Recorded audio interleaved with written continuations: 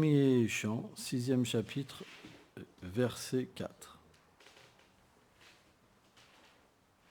Enfin, ça sert à rien, ça a commencé, la classe n'était même pas enregistrée. Pour commencer.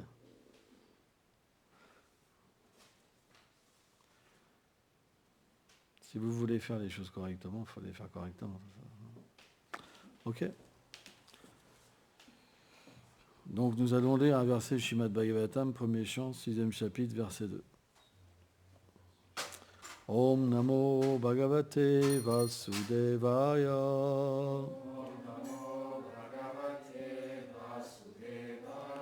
Om Namo Bhagavate Vasudevaya.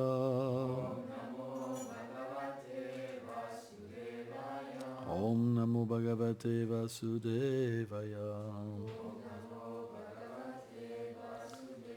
Nada Uvacha. Bhikshu Bhim Vipravasite. Vijana Destribir Mama.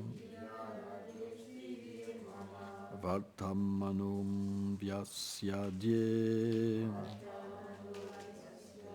Tata etam akaracham.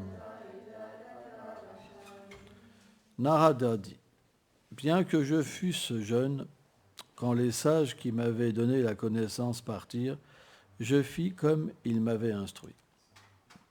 Donc il n'y a pas de teneur et portée, mais il faudrait lire beaucoup de versets avant d'avoir une teneur et portée. Donc on va faire la classe avec juste le verset du Shrimad Bhagavatam. Omagenati milandasya ganam jalam shalakaya. Shakshurum meditam ninatasme shigulave namaha. Namaum Vishnu Padaya Krishna Pestaya Bhutale Srimate Bhaktivedanta Swaminiti Namine. Namaste Sarasvati Deve Go Lavani Prachaline Nilve Shesha Sunyavadi Prachachare Shataline. Donc, Narada Muni, dans ce verset, il laisse paraître que bien qu'il fût jeune, il a accompli les instructions des sages. Ces sages étaient les 4 Kumaras qui se sont arrêtés à un moment à l'endroit où Narada Muni résidait en tant qu'enfant avec sa mère. On ne doit jamais penser que les sages se déplacent par le biais du hasard. Car le dévot du Seigneur est contrôlé directement par le Seigneur suprême. On voit par exemple Arjuna sur le champ de bataille. Krishna lui a demandé simplement d'être l'instrument dans ses mains. De la même manière, le pur dévot du Seigneur, comme Srila Prabhupada, il est le parfait instrument du Seigneur, dans tous les aspects.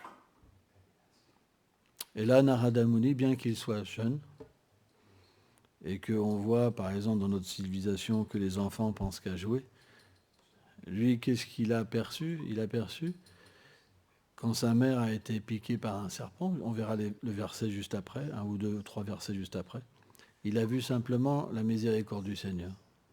Il n'a même pas fait les rites funéraires. Il est parti. Il est parti sans perdre de temps. Pourquoi ? Parce que dans sa vie passée, c'était déjà un être accompli, c'est un divertissement. Hein ?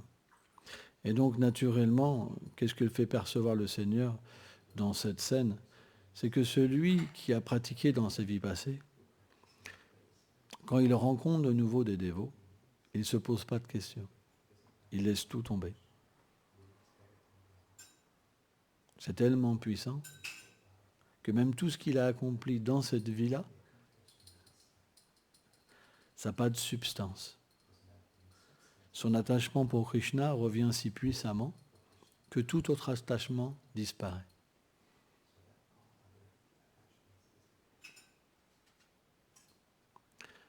Et l'attachement pour Krishna, c'est extrêmement difficile à comprendre ce que ça représente. On voit par exemple des dévots comme Dhruva Maharaj, quand ils ont pu voir par leurs austérités la beauté du Seigneur Vishnu, quand ils ont ouvert les yeux et qu'ils ont pu voir le Seigneur sur Garuda, ils ont été subjugués par sa beauté. Bien que Dhruva Maharaj avait accompli des austérités pour un but matériel, pour avoir une planète plus grande que son grand-père, Brahma, quand il a vu le Seigneur, il a tout oublié. Pourquoi ? On ne peut pas voir Krishna avec des yeux matériels. On ne peut voir que le Seigneur à travers des sens spirituels. Donc, quand la vision du Seigneur apparaît, notre propre vision spirituelle apparaît. L'expérience de la Swarup. L'expérience de notre identité éternelle. On perçoit avec notre sentiment éternel. C'est pourquoi cette vision du Seigneur, ce n'est pas une vision ordinaire. Elle est rarement atteinte. Parce que celui qui peut avoir le darshan de Krishna, alors il perd tout attrait pour ce monde. Quand on parle de ce monde, ça veut dire l'atteinte des planètes du paradis, l'atteinte des pouvoirs mystiques, l'atteinte de la libération impersonnelle. Ça devient tellement insignifiant que même quand on entend parler du Brahman, ça apporte de la souffrance à un dévot. Et pourtant, tellement de millions de personnes aspirent à cette réalisation impersonnelle. Parce que, en fait, un dévot, lorsqu'il est piqué par le Seigneur, quand le Seigneur vient le chercher, au moins une fois, puisqu'il expérimente véritablement sa condition éternelle et la situation dans laquelle il est le plus épanoui, automatiquement, aucune autre condition peut le satisfaire. C'est pour ça, celui qui a le darshan une fois de Krishna, Vishvacharya Thakur explique, alors Krishna le ramène dans sa demeure. Un dévot, il ne peut pas tomber une fois qu'il a eu le darshan. Tous les dévots qui ont abandonné le service de dévotion, c'est parce qu'ils n'avaient pas eu cette rencontre. Celui qui a eu cette rencontre, tout peut lui arriver, il ne peut jamais abandonner. C'est même pas une fixation spirituelle, une accumulation, on va dire, d'austérité, comprenez ? C'est un sentiment d'amour. C'est spontané, c'est de l'amour. C'est l'amour. On ne peut pas expliquer ce que c'est l'amour. Raghunath Das Goswami, il explique, peu importe ce qu'ils disent,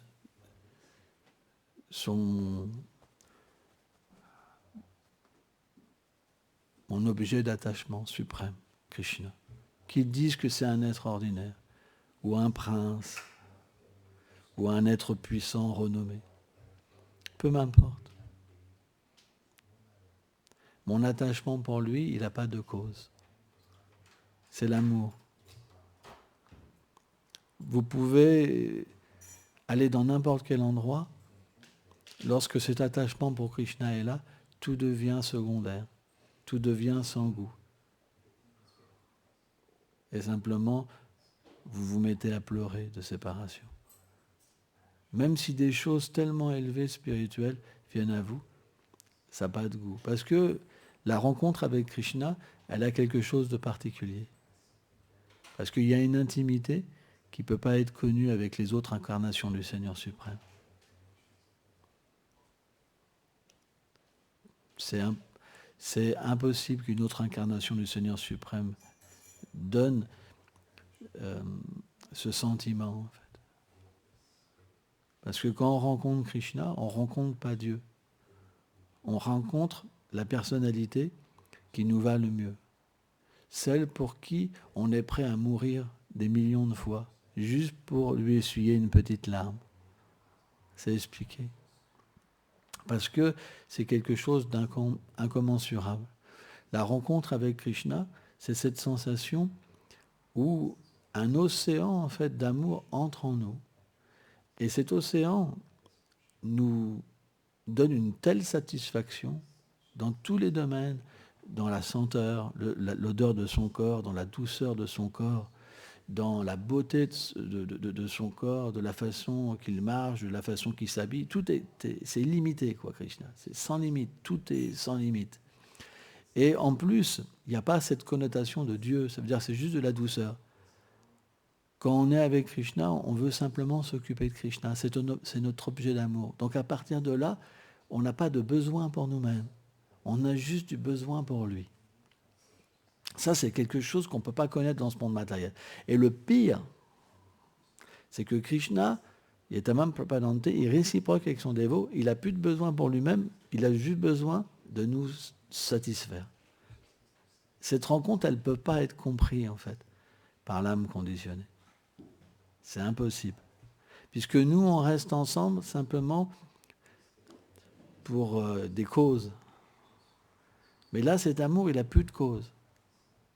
Je me donne parce qu'il n'y a pas d'autre fonction, et lui, il se donne parce qu'il n'y a plus de fonction. Ça, c'est ce qu'on appelle préma. C'est pur.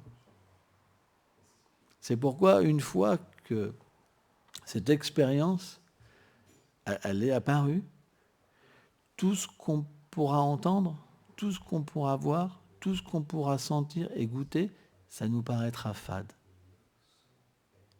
On ne pourra plus se faire avoir. Mais ceux qui n'ont pas eu une véritable expérience spirituelle, ils sont obligés de recommencer encore et encore et encore et encore et encore. Toutes les mêmes choses, attirance sexuelle, machin, projeter des enfants, etc. C'est impossible d'échapper à ça. C'est impossible. Alors on peut se dire, mais alors, on est voué à juste l'échec, c'est la mort, on va se faire piéger. Pas facile, hein? Parce que Rupa Goswami, il dit, ce prème, cette expérience de prème, c'est rarement atteint.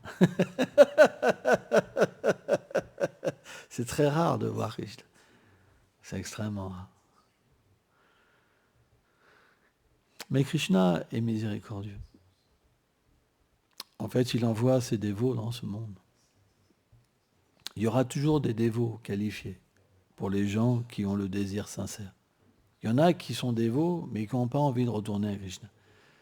Leur désir, c'est le pouvoir d'être un sannyasi, un gourou, gérer un temple, être considéré comme un dévot aîné. Ils parlent toujours du nombre d'années qu'ils sont dévots. C'est la première chose qu'ils vous disent. Moi, ça fait 35-40 ans. 35-40 ans. Mais c'est rien, 35-40 ans. Krishna, il dit, Unam Jamte Jam Papadante Vasudevan Savati Sama. Après des millions d'existences, Vishwanath dit, en tant que Gyani, quelqu'un qui a le cœur pur, il peut véritablement comprendre sa relation avec moi. Vous savez, 30 ans, c'est pas grand-chose.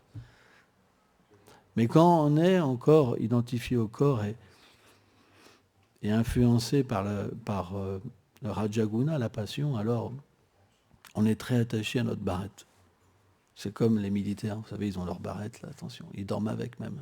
C'est expliqué, même le gendarme, il dort avec son képi, le policier. Parce qu'une fois qu'il enlève le képi, il n'y a plus rien. Donc c'est difficile pour ce genre de dévot d'atteindre Krishna. Parce qu'il a déjà atteint ce qu'il voulait.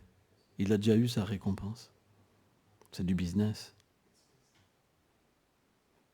Mais celui qui entend les purs dévots, qui ont vraiment rencontré Krishna, il perd cette mentalité. Mais celui qui a des barrettes, il n'aime pas rencontrer les grands Vaishnavas qui ont des sentiments d'amour. Parce que les barrettes, elles flanchent. Après, il faut la planquer. C'est difficile. Qu'est-ce qu'apprend un Vaishnava? C'est de devenir un Vaishnava. Sois simple. Désire simplement cette rencontre avec l'objet d'amour. et tu pourras comprendre ce qu'est l'amour. Ça ne sera pas possible.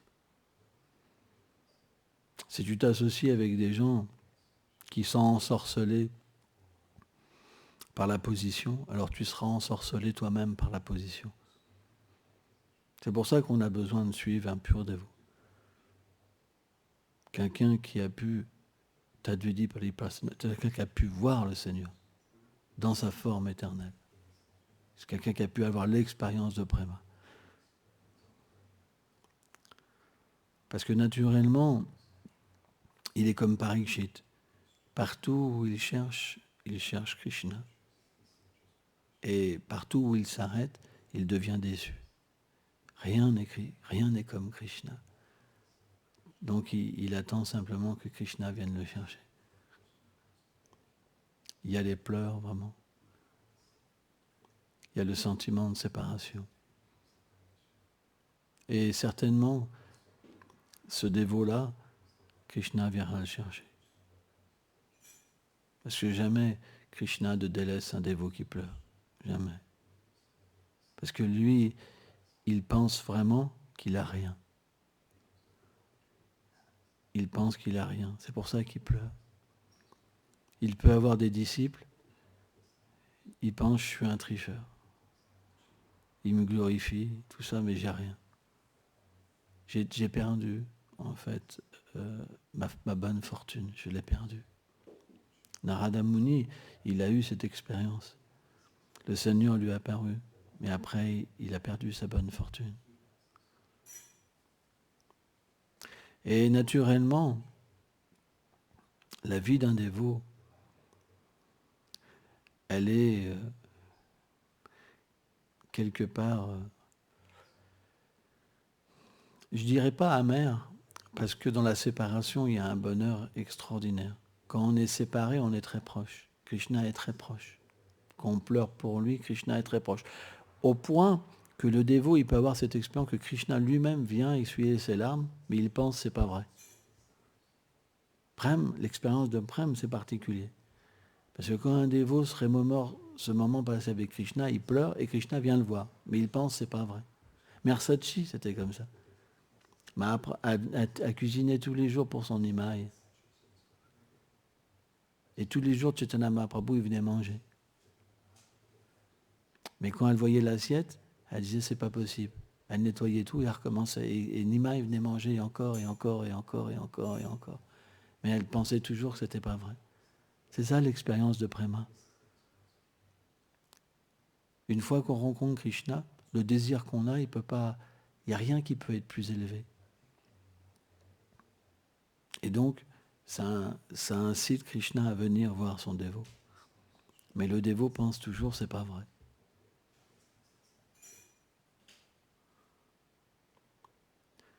C'est pourquoi c'est extrêmement difficile de comprendre un Vaishnav, la vie d'un Vaishnav.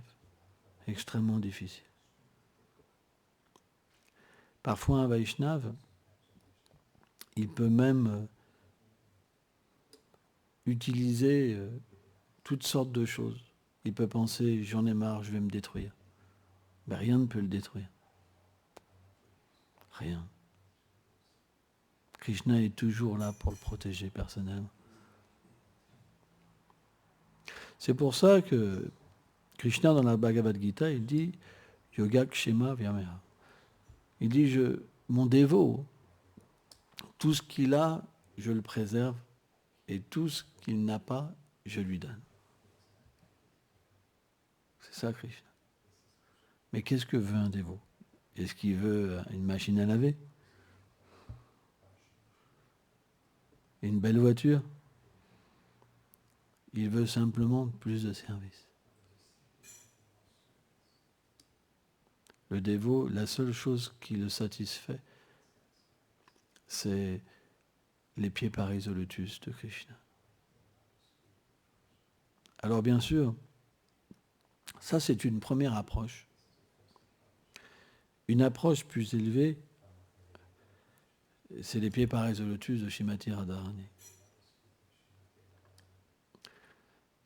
Mais c'est un sujet plus intime. Là, c'est pour ceux qui ont une qualification encore plus élevée. Quand quelqu'un pleure pour Krishna, véritablement, alors Radharani vient. Et à ce moment-là, quand quelqu'un a le darshan de Radharani, alors il devient extrêmement attaché à Radharani. Extrêmement attaché. Parce que Radharani, elle est encore plus sublime que Krishna. Et qu'est-ce qui est encore plus sublime, hein? Rien n'est plus sublime que Radharani. Mais les servantes de Radharani qui aiment Radharani, qui ont un attachement inconditionnel pour Radharani, portent Radharani en elles et distribuent Radharani. C'est pourquoi on aspire à être des servantes de Srimati Radharani. C'est notre humeur. Et ça peut simplement être expérimenté par le doux chant des saints noms du Seigneur et par une bonne association. Si on chante correctement le chant du Mahamantra de Krishna, qui se dit Hare Krishna, Krishna Krishna, Hare Rama, Rama Rama, Hare Hare. Si on chante véritablement en comprenant notre position, sous le refuge de Srila Prabhupada, de toute notre filiation spirituelle, du Panchatattva, et que nous chantons véritablement avec l'humilité. L'humilité, ça veut dire « Oh Saint-Nom, oh Srimati Radharani, engage-moi dans le service de Krishna ». Mais humilité, ça veut dire « Emporte-moi, je n'ai plus d'attachement, fais ce que tu veux de moi, je m'abandonne à toi ». Et à ce moment-là, le Saint-Nom va entrer dans nos oreilles, toucher notre cœur et nous contrôler. À partir de là, l'expérience va arriver. La première expérience, c'est un goût extraordinaire. Extraordinaire, ça veut dire quelque chose qui n'a jamais été expérimenté. Comme quelque chose qui est tellement bon qu'on en veut plus. Ça veut dire qu'on devient nous-mêmes sans limite pour goûter. Il y a un pouvoir qui nous est donné. Parce que quand le Saint-Nom commence à se révéler, le pouvoir est donné à l'âme de pouvoir goûter. Il faut essayer de comprendre. Krishna est sans limite. Le jiva est limité. Mais il y a un pouvoir qui est donné pour qu'il devienne comme sans limite. Sans ça, il n'y aurait pas de possibilité d'échange. C'est ça l'énergie inconcevable interne du Seigneur suprême. Et donc quand le nom touche l'âme, le pouvoir de l'âme de goûter le nom se manifeste. Et là, c'est une expérience inconcevable. Ça veut dire qu'on peut goûter d'une manière qu'on ne peut même pas imaginer. Il y a un pouvoir qui est donné. Et donc, ce pouvoir de goûter va quelque part nous focaliser d'une manière merveilleuse, hors-delà de toute conception du monde matériel. Il n'y aura plus de pensée pour ce monde matériel. Il n'y aura plus de souvenirs. Tout sera oublié. Une absorption totale. Et à partir de là, comme le nom, il n'est pas encore complètement révélé, c'est comme une ombre. Mais dans l'ombre, il y a la substance de l'odeur de Krishna, de la forme de Krishna, de ses attributs. C'est ce divertissement, il y a le désir qui va naître d'avoir plus. Et là, le Saint-Nom va commencer à révéler la forme. Et automatiquement, plus les choses se révèlent, plus nous-mêmes, ça nous est révélé de qui on est. Il y a naturellement, au fur et à mesure que le Saint-Nom se révèle, au fur et à mesure, l'entité de l'être vivant et sa place dans les divertissements du Seigneur se manifeste. C'est pour ça qu'à Ruchi, il y a le début de la compréhension de qu'est-ce qu'on peut être dans le monde transcendantal.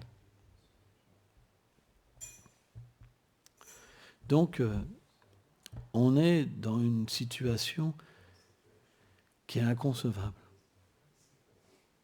Mais Chaitanya Mahaprabhu, dans le 2e verset Shastakam, il a dit bien au Seigneur que tu as mis toutes tes puissances dans ton saint nom. Hein, tout est là, Gokula Vrindavan, tous les habitants de Vrindavan, Radha et Krishna, tout est là, j'ai aucun goût.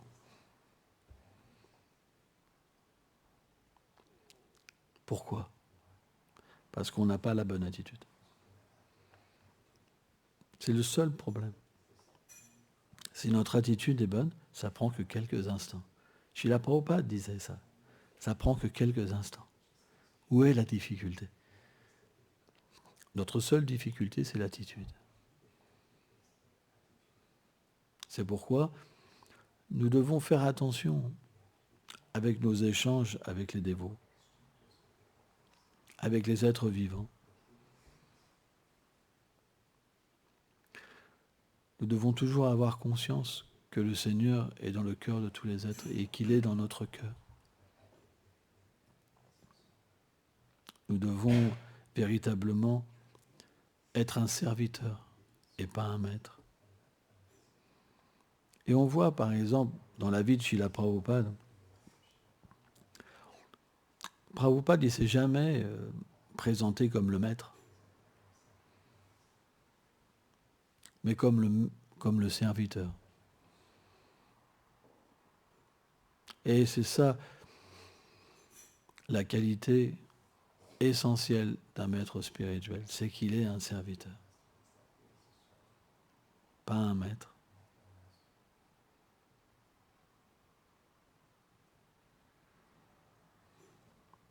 Donc on doit véritablement essayer de chanter avec une bonne conception.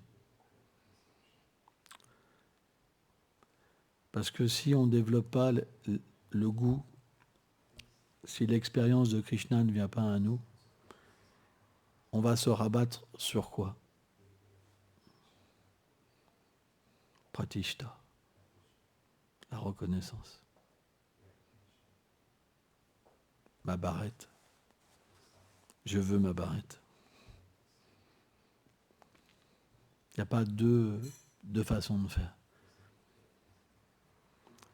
Soit on va vers le chemin de la reconnaissance, soit vers le chemin de l'amour. Ça ne va pas ensemble. La politique et l'amour, ça ne va pas ensemble. On a le droit de se tromper. On peut se tromper 10 ans, 20 ans, 30 ans. Mais on a le droit de revenir en arrière. Demander pardon. Si on ne peut pas physiquement, mentalement. Et à ce moment-là, on recevra de l'aide. Krishna aide toujours les dévots sincères. Merci beaucoup.